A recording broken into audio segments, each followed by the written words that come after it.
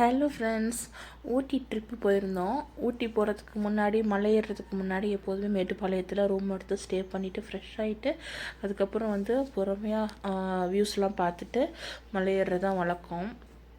எப்போ ஊட்டி போனாலும் கீழே அந்த மேட்டுப்பாளையத்தில் சரவணா அப்படி சொல்லிட்டு ஒரு லிவிங் ரூம் இருக்கும். அங்கே தான் ரூம்ஸ் வைஸ் பார்க்குறதுக்கு சூப்பராக இருக்கும், நீட்டாக இருக்கும். ப்ரைஸும் அடாப்டாக இருக்கும், நமக்கு ஏற்ற மாதிரி இருக்கும். எப்போ போனாலும் அங்கே தான் தங்குவோம்.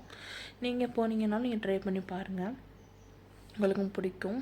அதுக்கப்புறம் மலை ஏற ஆரம்பிக்கும்போது ஒரு மாதிரி ஃபீல் நல்லாயிருக்கும், ஃப்ரெஷ் ஆகிட்டு. ஏன்னா வந்து லாங் ட்ராவல் பண்ணி நம்ம ரீச் ஆகும்.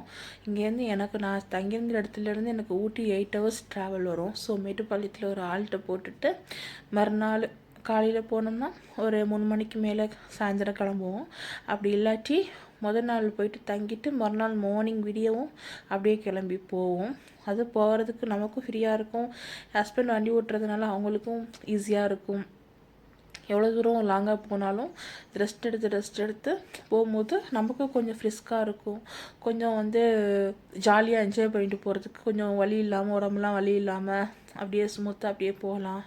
ஒரு பிளேஸாக பார்த்துட்டு அவசர அவசரமாக போயிட்டு அவசர அவசரமாக உட்காரக்கூடாது. ஒரு ட்ரிப்பை பிளான் பண்ணிங்கன்னா பொறுமையாக ரசித்து பார்க்கணும்.